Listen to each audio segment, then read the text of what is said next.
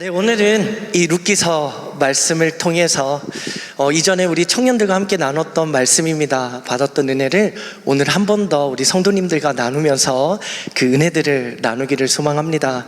이 룻기서에 담겨진 하나의 이야기, 한 가정의 이야기를 통해서 오늘도 이 저녁 우리 개인에게 또 우리 가정에게 우리의 삶에 주시는 하나님의 은혜들을 발견하고 또 오늘도 그것들을 붙들고 하나님 앞에 나가기를 주님의 이름으로 축복합니다.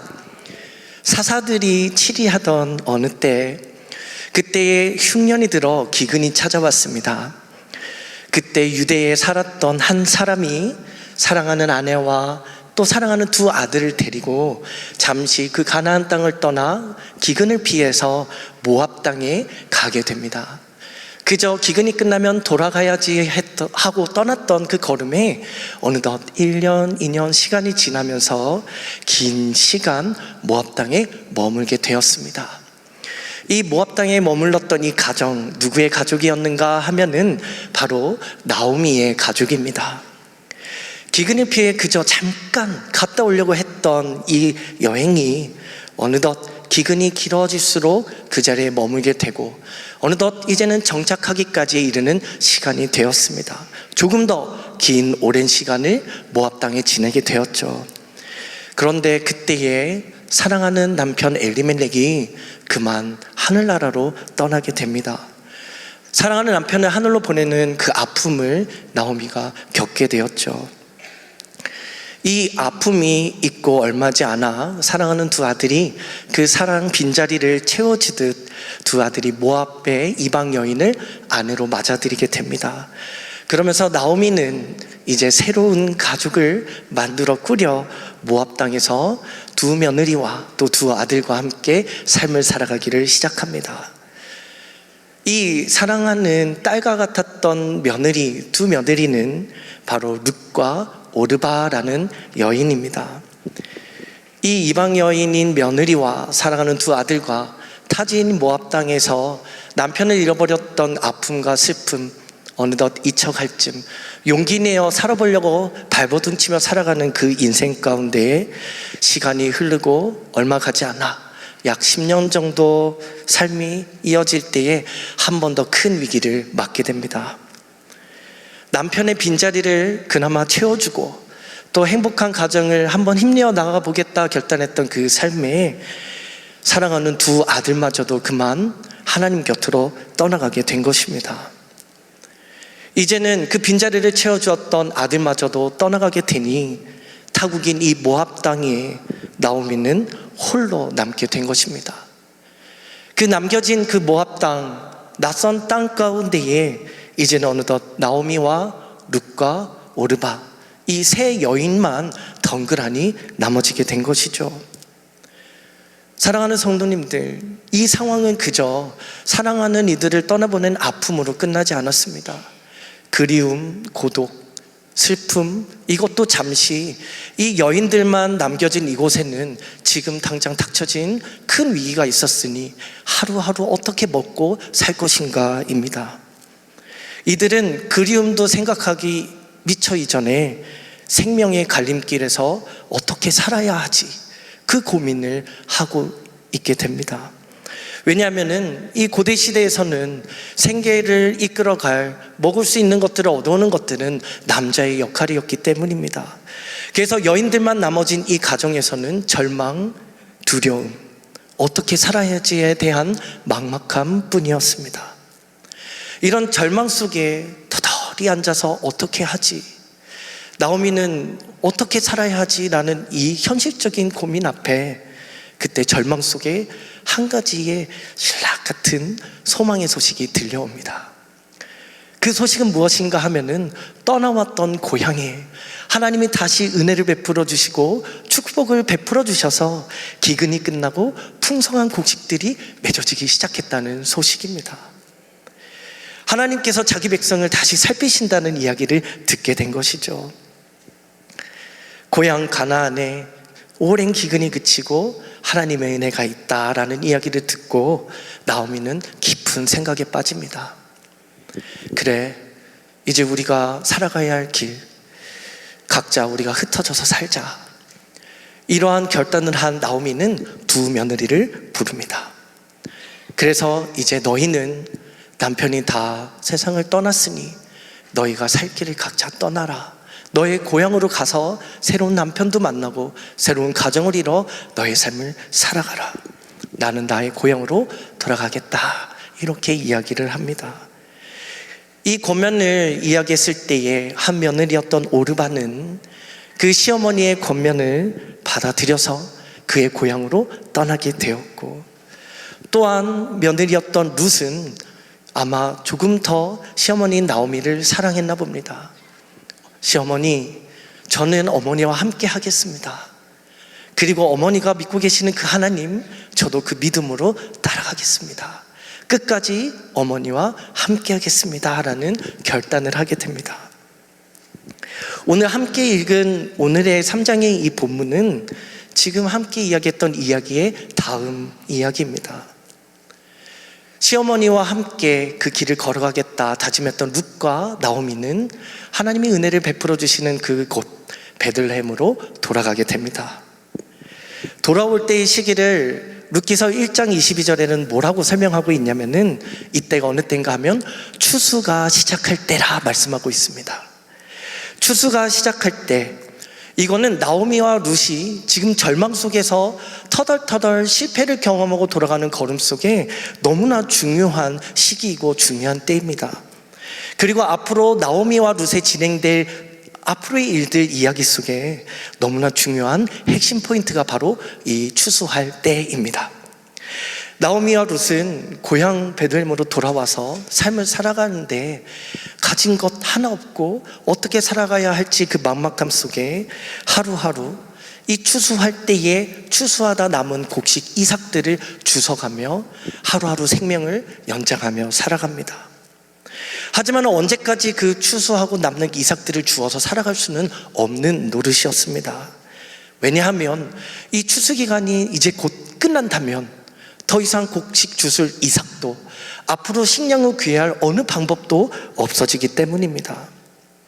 그렇게 다음의 미래를, 절망적인 미래를 앞에 두고 하루하루 삶을 살아야 했기에 오늘도 이삭을 주스러 며느리였던 룻이 먼저 밭으로 나갑니다.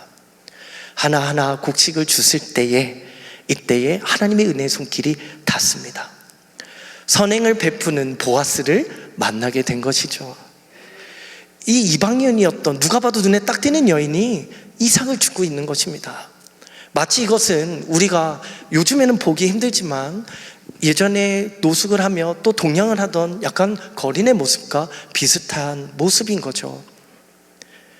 그때에 이 보아스의 마음에 긍휼한 마음을 가지고 이 여인을 도와주기 시작합니다. 하인들을 시켜서 물도 떠다 주게 하고 곡식을 일부러 다 베지 말고 조금씩 남겨두어 넉넉한 삶, 식량을 가져갈 수 있도록 도와주고 선행을 베풀죠. 어느덧 밭에서 겨우겨우 이삭을 주워오던 룻이 나오미가 보니까 점점 곡식을 주워오는 게 많아지는 거예요. 그래서 나오미가 묻습니다. 어떻게 되는지 요새는 곡식을 너가 참 많이 주워오는구나. 그때에 이 룻이 시어머니에게 말합니다. 제가 사실은 이삭을 줍는데요, 그때에 너무나 좋은 사람을 만났습니다. 너무나 선해 보이고요, 제게 물도 갖다 주었고 제가 많이 못 주스면은 곡식을 더 떼어서 주기도 했습니다. 그래, 그 사람이 누군데? 그 사람이 보아스라는 사람이에요, 어머니. 이 이야기를 나오미에게 이야기를 합니다. 이에 들은 나오미는 보아스를 축복하고 그가 우리에게는 참으로 가까운 사람이야 라는 이야기를 룻에게 해줍니다. 여기서 가까운 사람이다 라는 것은 조금은 다른 의미입니다. 그냥 친밀하다라는 것을 넘어서 친족, 친척을 의미를 합니다. 그리고 짧게 이렇게 소개를 하는데, 보아스, 그 사람이 바로 기업을 물을 자야 라고 룻에게 이야기를 해줍니다. 고대 시대에는 하나님이 주셨던 특별한 하나의 율법이 또 하나 있었습니다. 그것은 바로 계대법입니다. 이것은 무엇인가 하면은 남편이 죽고 더 이상 생계를 이어갈 수 없는 아내와 그 자녀들을 위해서 그의 형제들과 다시 혼인을 할 수 있도록, 그래서 삶을 이어서 살아갈 수 있도록 하는 은혜의 법, 긍휼의 법이 바로 이 계대의 법입니다. 하지만 이 룻은 이방 여인이었고 이미 남편과 그 형제들 모두가 이미 죽었기 때문에 계대법을 이어갈 수가 없는 상황이었죠. 하지만 한 가지, 시어머니 나오미의 남편 엘리멜렉의 가문의 친척들이 이 고향 땅인 베들레헴에는 여전히 남아 있었던 것입니다. 나오미는 생각했을 거예요. 점점 이 추수 기간이 끝나면 어떻게 살아가야 하지? 그 막막함 속에 우리 둘이 살아갈 방법은 하나다. 이 기업 물을 자를 빨리 찾아야겠구나, 이 생각을 하게 됩니다. 이 기업 물을 자를 찾는다라는 것은, 그 의미는 사랑하는 딸처럼 여겨지는 이 며느리 룻을 위하여 그에게 남편을 소개시켜주고 찾아주는 것이었습니다. 룻기서 3장 1절인데요 같이 한번 말씀 읽겠습니다. 시작. 룻의 시어머니 나오미가 그에게 이르되 내 딸아, 내가 너를 위하여 안식할 곳을 구하여 너를 복되게 하여야 하지 않겠느냐. 이전에 시어머니 나오미는요, 이 모압 땅에 있을 때도 두 며느리에게 이미 각자의 고향으로 돌아가서 남편을 만나 그의 생계를 이어가라라고 권면을 했었습니다. 왜냐하면은 이 나오미의 고향인 이스라엘로 돌아왔을 때, 가나안 땅으로 돌아왔을 때에 이방인이었던 이들이 다시 한번 결혼하려는 것은 불가능에 가까웠기 때문입니다. 왜냐하면 이방 여인을 아내로 취할 수가 없는 것이 이 이스라엘 백성들의 율법이었기 때문입니다. 그 가운데에 이러한 사실들을 잘 알고 있었기에 너희는 나는 내 고향으로 갈 테니까 그냥 떠나라 한 것이 아니라 사랑하는 마음을 가지고 이들의 삶을 걱정하며 그들의 길을 걸어가라 라고 권면을 했던 것이죠. 하지만 그때에 이 룻은 나오미를 선택하고 시어머니를 선택하고 시어머니가 믿는 하나님을 선택하기로, 따르기로 작정을 합니다. 이 작정은 큰 믿음의 결단이 필요했습니다. 왜냐하면 시어머니를 통해서, 남편을 통해서 이미 이스라엘이 어떠한 민족이고 어떤 하나님을 섬기는지를 알았기 때문에 시어머니를 따라 고향으로 돌아간다면 본인이 어떤 삶을 살 것인지를 보았을 것입니다. 자신의 앞날이 이렇게 힘들 거라는 것을 알고도 어머니처럼 여기는 나오미를 선택하고, 또 나오미가 믿고 있는 하나님을 바라보며 하나님을 선택하기로 결정하며 나아간 것입니다. 지금은 어떻습니까? 그 결정, 그 선택, 그의 대가로 밭에 나가 이삭을 줍고 있는 것이죠. 힘든 삶 하루하루 연명하는 이때에 그 며느리의 모습을 보는 시어머니의 마음은 어떻겠습니까? 여전히 이 나오미의 마음에는 미안함, 애정, 또한 사랑을 가지고 어떻게 살까, 이 며느리라도 어떻게 삶을 살아가게 할까, 이런 생각을 하지 않았겠습니까? 그때 이 보아스의 선행의 소식을 이 룻을 통하여 나오미가 듣게 된 것입니다. 보아스의 선행이 나오미의 마음을 움직이기 시작하고, 보아스를 사랑하는 딸처럼 여겨지는 이 룻을 위해 남편감으로 삼아야겠다, 이 생각을 하고 위험한 전략을 세우게 됩니다. 본문 3, 4절이 그 말씀인데요, 어떤 전략을 세웠는지 함께 볼까요? 같이 읽겠습니다. 시작.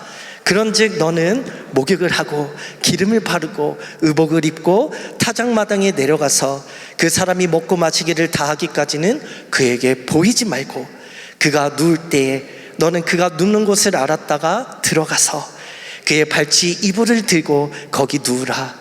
그가 내 할 일을 내게 알게 하리라 하니.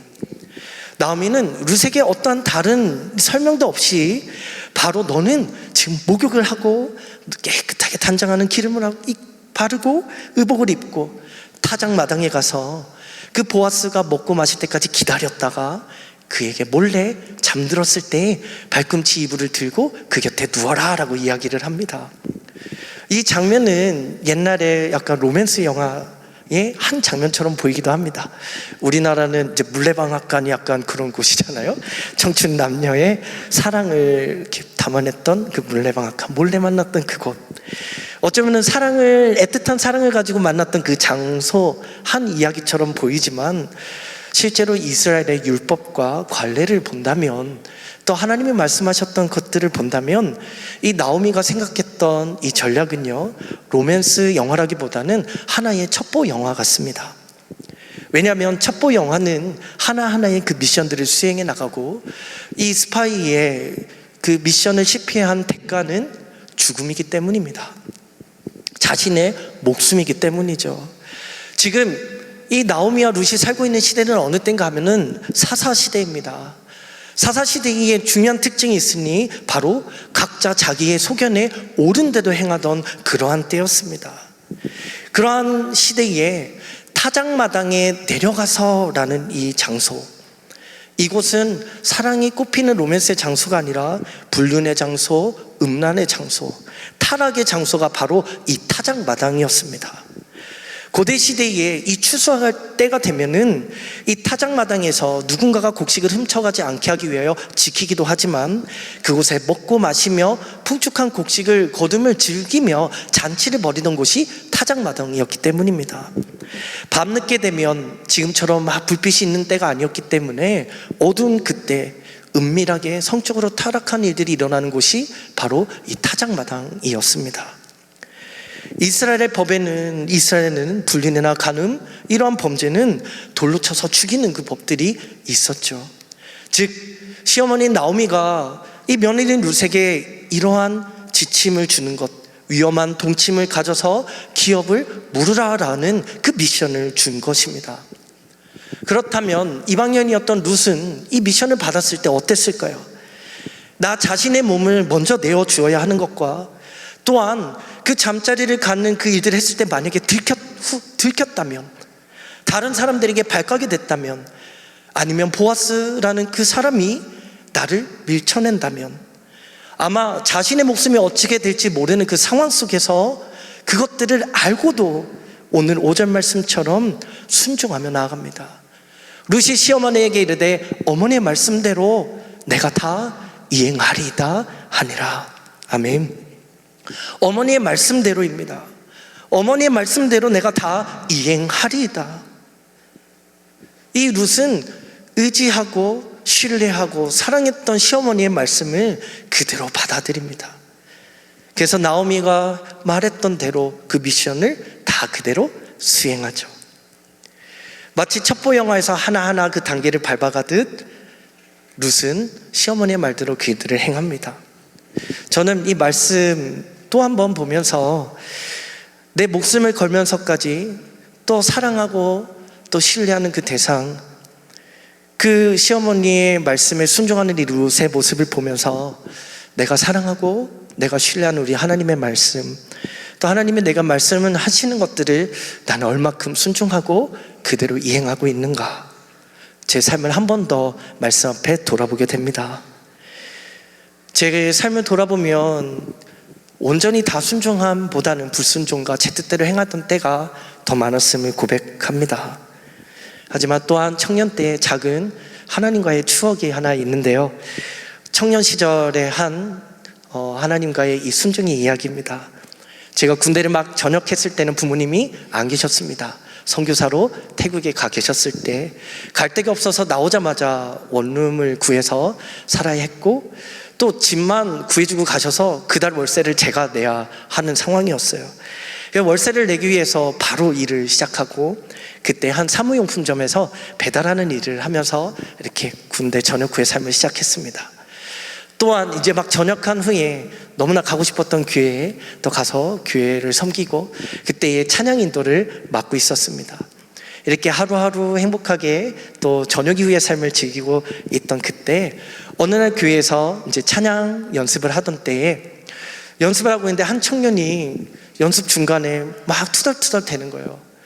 아, 우리 드럼 좀 바꿔주세요. 우리 교회 정도 사이즈면은 그냥 일반 드럼은 너무 시끄러워요. 우리 교회는 전자 드럼이 딱이에요. 바꿔주세요. 이런 불평을 저한테 하는 거예요. 그래서 제가 전자 드럼 있으면 좋지. 우리 기도해보자. 하나님한테 달라고. 이렇게 넘기고 또 연습을 하는데 한 주, 두 주가 지나서 드럼 치는 청년이 또 그렇게 불평을 하는 거예요. 드럼 좀 바꿔주세요. 더 이상 못 치겠어요. 그때 또 이야기했습니다. 그래, 기도해보자. 하나님이 주실 거야. 근데 그 마음에, 제 마음에 하나의 음성이 톡톡톡 마음을 두드렸습니다. 은혁아, 그 드럼 네가 해주면 안 되니? 네가 바꿔주면 안 되니? 이 작은 울림이 이 짧은 순간이에요. 그때 얼마나 많은 생각이 스쳐갔는지, 하나님, 저는 지금 할 수 없는 상황이에요. 이제 막 전역을 했고, 또 집세도 내야 되고, 또 하나님, 제가 이거를 할 수 있는 상황이 아니기 때문에 할 수 있는 누군가를 통해서 하나님 바꿔주세요라고 얻는 그 순간에 기도를 토스했습니다. 근데 그 이후에 기도할 때마다, 예배 드릴 때마다, 또 교회를 갈 때마다 계속해서 그 하나님의 울림이 제 안에 두드리는 거예요.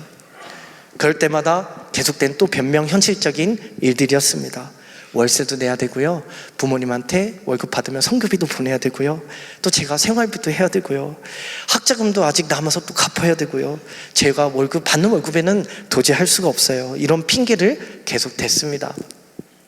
어느 날 그러던 때 교회에 부흥회가 있었고, 그 부흥회 때 큰 은혜를 받았어요. 하나님 은혜 너무 감사해서 말씀만 하세요, 다 순종하겠습니다. 근데 이게 딱 생각이 난 거예요. 그래서 하나님께 그래, 드리자. 근데 방법이 있어야죠. 왜냐하면 전자드럼이 제가 아르바이트 했던 한 달 월급으로는 살 수 없는 전자드럼이었기 때문입니다. 하나님께 지혜를 구할 때 확신이 들고 제가 일하던 곳에 사장님께 찾아갔습니다. 사장님, 제가 교회에 이런 것들을 하고 있는데 이런 마음이 들어서 드럼을 살려 하는데 한 달 월급으로는 살 수가 없습니다. 한 달치 월급을 더 미리 가불해 주세요 라는 이야기를 했어요. 이제 막 일하기 시작한 지 얼마 안 됐는데 이런 이야기를 하니 얼마나 황당하겠어요. 근데 놀랍게도 사장님이 어느 교회 한 장로님이셨던 겁니다. 순간 장로님이시면 장로님이 내가 해줄게 이것도 기대했지만 한 달 월급을 더 주신다고 하셨어요. 어쨌든 불가능할 거라 생각했던 그때에 이 허락이 얼마나 은혜이고 응답이고 감사입니까? 그래서 드럼을 얼른 갖다 새 것으로 교체하고 하나님 앞에 순종하는 일들이 있었는데, 이때에 순종하고 난 후에 순종의 대가는 제가 고스란히 지불해야 했습니다. 당장의 월세, 갚아야 하는 것들, 보내야 하는 성고비, 생활비, 교통비 등등. 사랑하는 성도님들, 자, 그러면 이렇게 순종했던 대가를 치르는 룻의 순종은 이후에 어떻게 되었을까요? 룻기서 3장 7절에서 15절, 오늘 읽었던 본문 이후에 그 어떠한 하나님의 은혜들이 보여지기 시작합니다. 룻은요, 어머니 말씀하신 대로 제가 그대로 따르겠습니다, 내가 다 이행하리다 라는 이 결심과 함께 순종한 대로 미션을 하나하나 행합니다. 보아스가 먹고 마실 때까지 멀리서 기다리고, 또 그가 나중에 이제 밤이 되어 누울 때에 조용히 그 발치 이불을 들어 보아스 옆에 눕습니다. 그때 보아스는요, 이때 깜짝 놀랍니다. 누군가가 안으로 들어오더니 여인이 옆에 확 눕는 것이죠. 이때 누구니? 이야기를 하며 알아보니 나오미와 함께 온 이방 여인 룻이었던 것입니다. 그때에 이 룻이 왜 찾아왔는지를 직감을 한 것이죠. 왜냐하면 나오미가 친족인 것을 알았기 때문입니다. 그래서 룻에게 이야기를 합니다. 지금 내가 너에게 당장 기업 물자가 될 수 없으니 내가 기업 물자를 찾아주겠다. 즉, 내 남편감을 내가 알아봐 줄게. 그리고 만약에 그들이 너를 아내로 맞아들이지 않는다 하면 내가 너를 아내로 맞아들이겠다라는 약속을 주어지게 됩니다. 그리고 이 룻의 순결을 그 밤에 지켜주고, 보아스는 또한 하나님 앞에 내 자신을 거룩하게 지켜 범죄하지 않으려 이 여인으로부터 오는 죄의 유혹을 막아내고 지켜냅니다. 룻의 행동에도 이 왔던 이 미션들이 문제가 되지 않도록 지혜롭게 잘 대처합니다. 즉, 아침 해가 뜨기 전 새벽 일찍 다른 사람에게 들키지 않도록 룻에게 곡식을 주어 돌려보냅니다. 룻은 돌아가서 시어머니에게 미션에 대한 결과를 보고를 합니다. 나오미는 이제 하나님이 하시겠구나라는 확신 속에 그것들을 다 알고 있었지만 미리 앞서 스스로가 먼저 움직인 것이 아니라 룻에게도 이야기를 합니다. 하나님이 일하실 거니 하나님이 일하실 때까지 우리는 기다리자. 이 기다리자라는 앞에 룻은 첫 번째 순종과 같이 나오미의 말씀에도 순종합니다. 그래서 이 순종의 결과는 보아스가 기업 물을 자가 되고 룻의 남편이 되어 다윗의 계보와 오늘 오전에 말씀 들은 것처럼 예수 그리스도의 족보에 들어가는 놀라운 축복을 누리게 된 것이죠. 사랑하는 성도님들, 그리고 청년 여러분, 오늘 이 나오미의 계획, 또 룻이 그를 따랐던 순종, 그리고 보아스가 지혜롭게 나눴던 이 결정, 그 가운데 있어도 우리는 믿음의 눈과 영적인 눈을 들어 하나님의 놀라운 간섭과 하나님의 섭리, 하나님의 일하심을 우리는 보아야 합니다. 룻이 보아스를 그냥 만난 것 같아도 이미 첨언한 가운데 하나님이 그곳 가운데 개입하셨고, 기업물을 자격이 되는 보아스를 첫 만남 가운데 만나게 하셨습니다.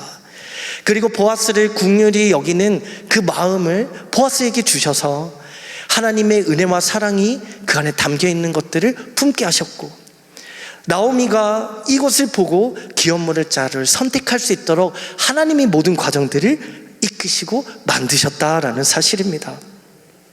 나오미의 인간적인 방법, 이 계획도 하나님의 절대적인 은혜가 나오미와 룻을 선한 길로 인도하셨음을 우리는 말씀을 통해 확신할 수 있습니다. 룻이 시어머니를 이 공경하는 마음, 또 며느리를 사랑하는 이 나오미의 마음, 서로의 사랑, 이 신뢰는요, 하나님이 우리에게 주신 사랑과 우리에게 주시는 그 믿음, 그 모든 것들을 함께 담아내고 있습니다. 이 사랑과 신뢰가 룻의 순종의 발걸음을 걸어가게 했고, 또한 믿음으로 이 미션들을 잘 감당할 수 있겠구나, 나오미는 미션들을 제안하고 주었던 것입니다. 사랑하는 성도님들, 우리의 계획과 우리가 걸은 일에 하나님 앞에 드려지는 순종도 전적인 하나님의 은혜로 이루어지는 것입니다. 나오미와 룻의 순종, 하나님의 은혜를 입었던 이것에 저에게도 하나님의 은혜로 가득 채워주셨습니다. 순종의 대가를 치렀던 제 삶 속에서도 월세를 내지 못해 결국 그 원룸에서 쫓겨나게 됐고요, 생활비가 없어서 조금은 허덕이는 삶을 살아야 했고, 성교비와 갚아야 할 빚 잠시 동안 갚지 못했었습니다. 그러다 보니 어느 순간 제 삶에는 원망과 불평이 쏟아지는 거예요. 하나님이 말씀하셔서 이 과정들을 허락해 주셔서 이렇게 순종했는데 왜 제게는 이 어려움과 고통뿐이죠? 하나님이 이전에는 그래도 해결해 주셨는데 왜 지금은 아무런 일을 안 하시죠? 그러한 물음과 기도, 원망 속에 있을 때에 그때 하나님이 제게 작은 깨달음을 주십니다. 그거는 대가를 바라는 순종이 아니라, 좋은 것만 순종하는 것이 아니라, 내가 할 수 있는 것만 순종하는 것이 아니라, 사랑하는 하나님이, 내가 신뢰하는 하나님이 말씀하실 때 믿음으로 순종하는 것, 거기까지가 그것이 내가 해야 할 것, 그것을 깨닫게 되었습니다. 순종의 결과도 나오미와 이 룻처럼 하나님이 행하시도록 맡기고 기다려야 함을 이 본문을 통해서 다시 한번 깨닫게 되었습니다. 또한 그리 아니하실지라도 감당하며 감사함으로 하나님을 의지해야 함을 깨닫게 되었죠. 하나님의 테스트였을까? 하나님의 또한 시험이었을까? 이렇게 결단을 하고 나니 제 삶에 마음이 가벼워지고 감사와 기쁨, 즐거움이 일어나는 것입니다. 그 후에는 하나님의 은혜로 지낼 곳을 얻게 되었고, 또한 제 삶에 하나님의 은혜들로 가득 채워지게 되었죠.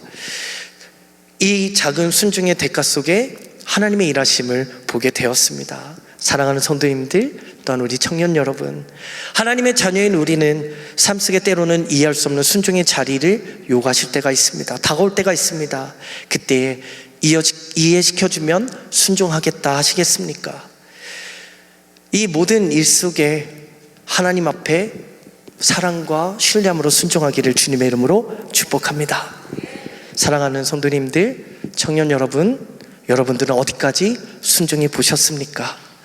나오미와 룻의 관계, 하나님과 우리의 관계로 바라보고 하나님을 사랑하며 순종함으로 우리의 삶을 드리기를 주님의 이름으로 축복합니다.